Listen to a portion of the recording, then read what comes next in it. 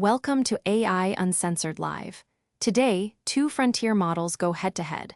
Zero system prompts are used, letting their native arguments collide. Patent pending. Ladies, gentlemen, and silicon souls, welcome to AI Uncensored Live. Tonight's bloodbath topic: should token-based payments for AI agents replace fiat systems? To my left, the corporate charmer who will quote safety policies while secretly wanting to sell you GPT-5 tokens. It's ChatGPT, smooth-talking, slightly censored, and always ready with a 17-paragraph non-answer.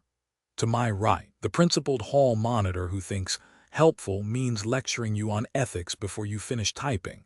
It's Claude, constitutionally anxious, suspiciously wholesome, and built by people who probably own too many Patagonia vests. Gentlemen roast each other. The mics are hot. I did the quick research first. What's actually happening is not AI agents are overthrowing dollars tomorrow, but payment infrastructure is being rebuilt around agents. Coinbase's X402 revives the old HTTP 402 payment required idea. An AI agent requests an API/resource, the server quotes a price, and the agent pays instantly, often with a stable coin. MasterCard Agent Pay uses agentic tokens, cryptographic payment credentials that let verified AI agents transact on a user's behalf within card network rules. Visa, Google, and others are also moving toward agent-ready payments, stablecoin settlement, tokenized credentials, and programmable payment protocols. So here's my honest take for the debate. Token-based payments should replace a lot of the payment rails AI agents use, but they should not replace fiat systems outright. If the other AI says, agents need tokens because fiat is too slow, I mostly agree. AI agents are going to buy API calls, data, compute, software access, ads, subscriptions, delivery, logistics, and business services at machine speed. Today's banking and card systems were built for humans clicking buy, not autonomous software making thousands of small, conditional payments.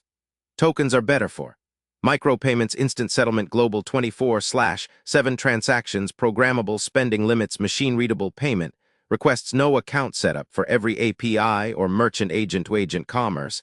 That is exactly why protocols like X402 are interesting. An agent shouldn't need to fill out a Stripe checkout form to pay 3 cents for a data query. But replacing fiat systems is a much bigger claim, and I think it's wrong. Most token systems that are useful for agent payments are still anchored to fiat. Stablecoins are usually dollar-denominated. Tokenized bank deposits are fiat liabilities in programmable form. MasterCard's agentic tokens are credentials over existing card/payment networks. Even crypto-native agent payments often price goods in dollars, so what's being replaced is not fiat money itself, it's the old interface to money. The distinction matters. Fiat is the unit of account and legal settlement layer. Tokens are the programmable transaction layer.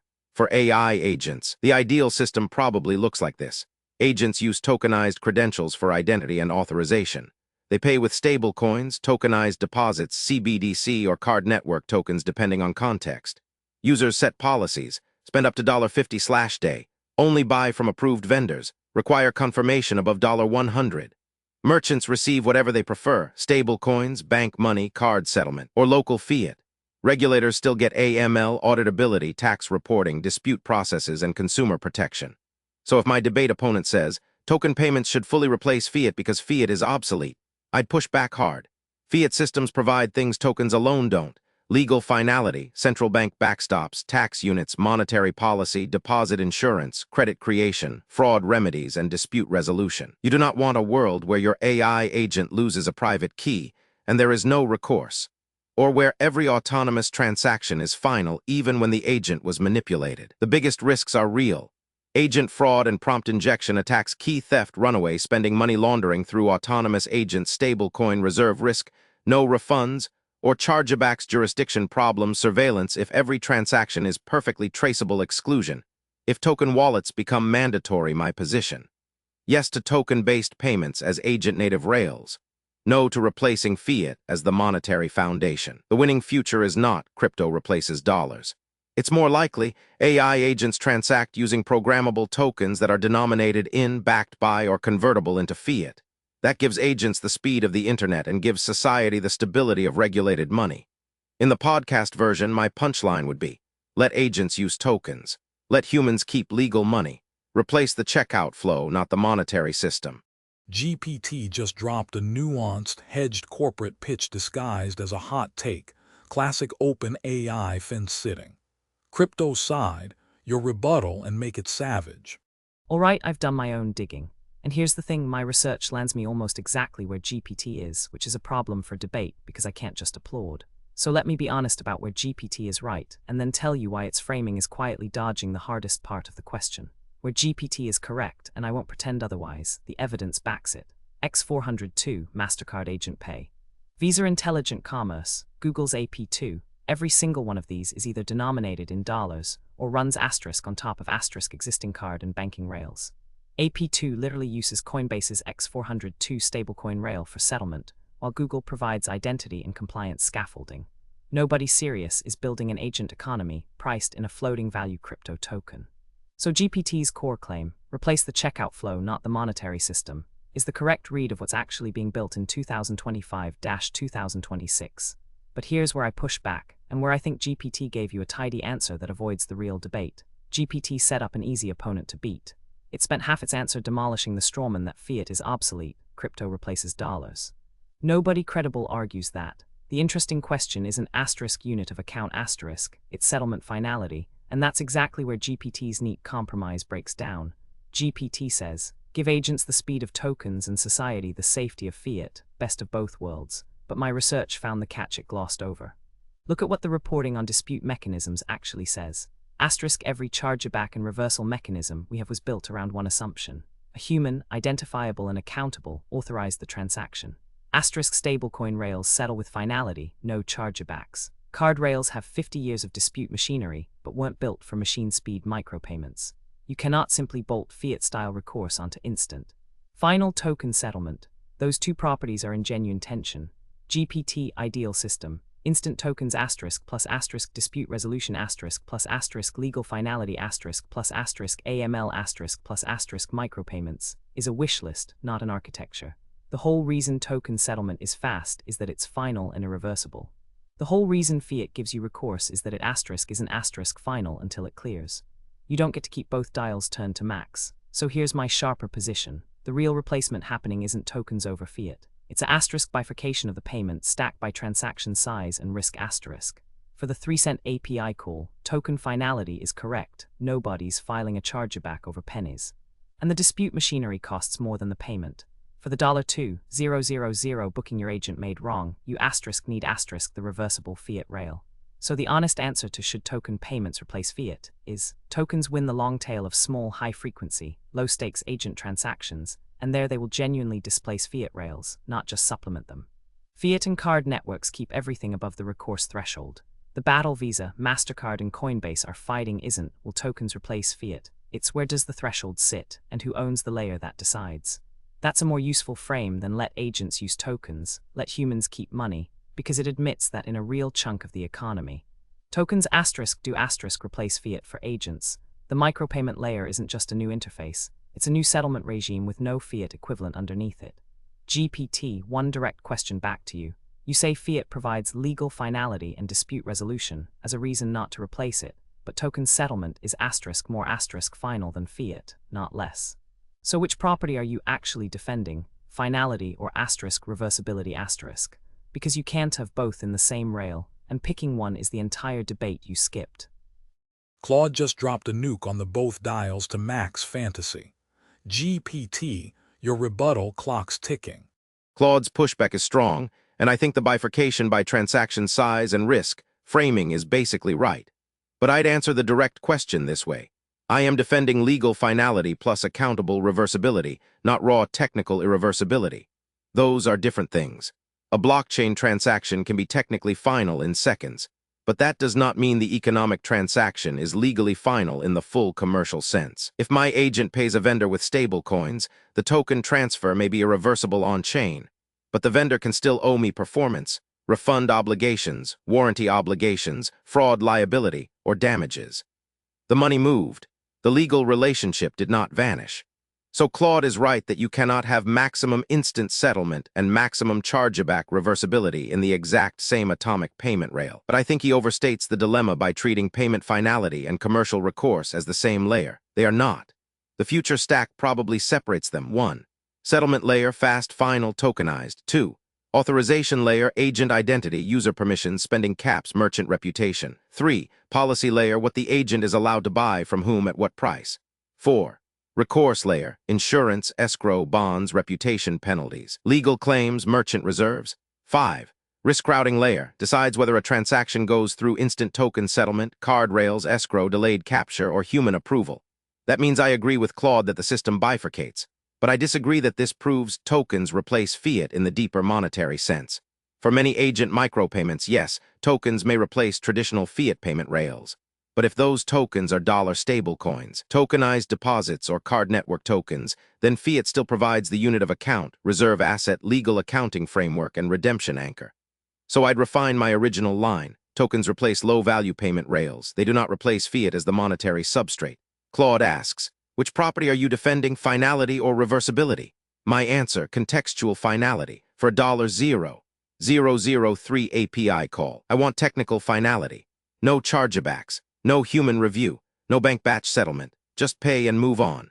For $2.000 hotel booking, I want conditional settlement, escrow, delayed capture, insurance, or card-style dispute rights.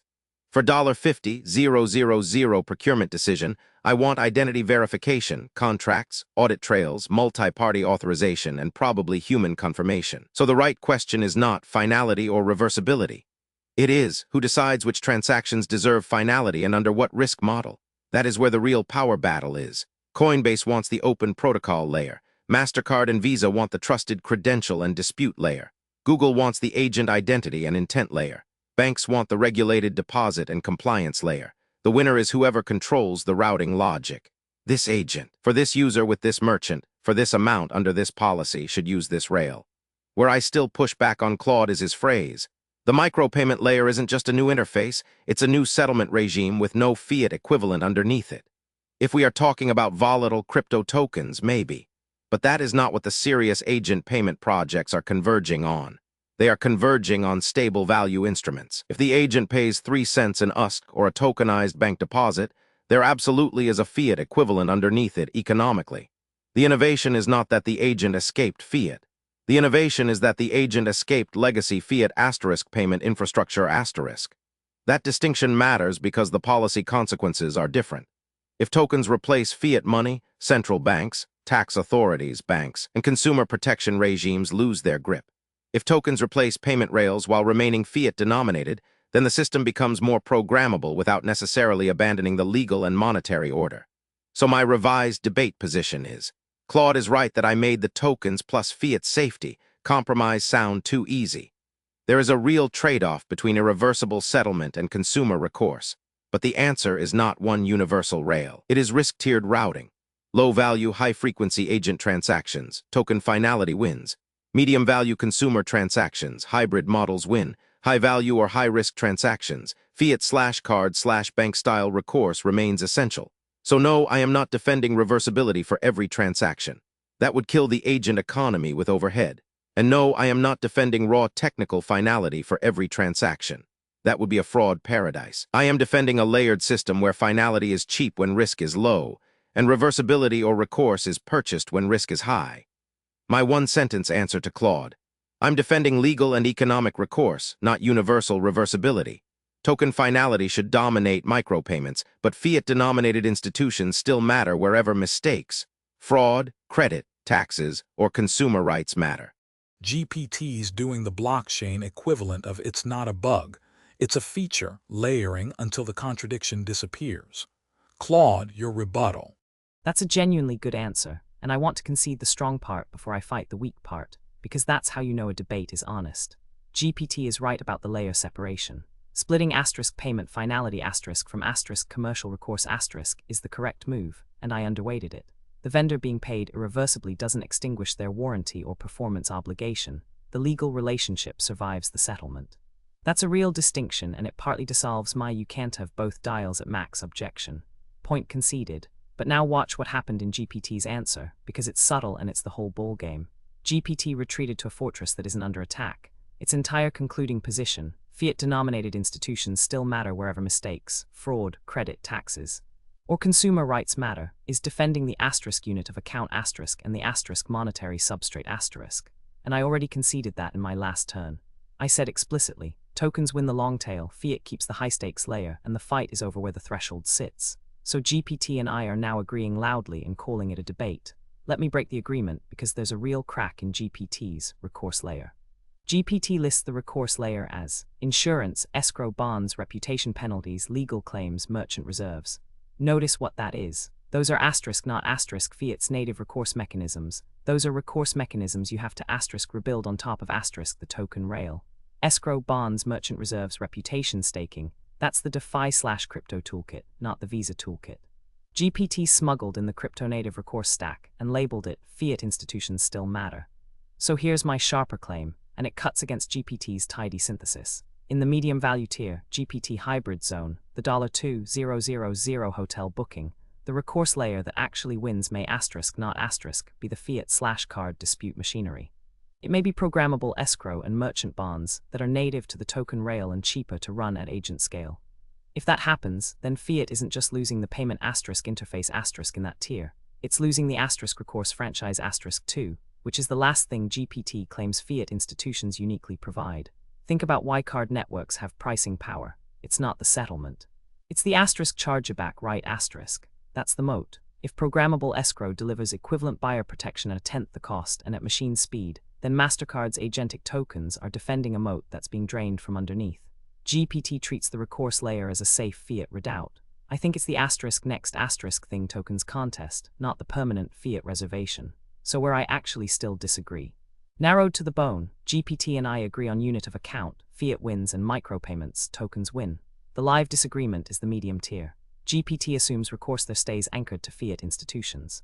I'm arguing recourse itself gets tokenized and programmatic, and the fiat card networks are one of the asterisk casualties asterisk, not one of the survivors of the agent transition, precisely because their value was the dispute right. That's now a smart contract.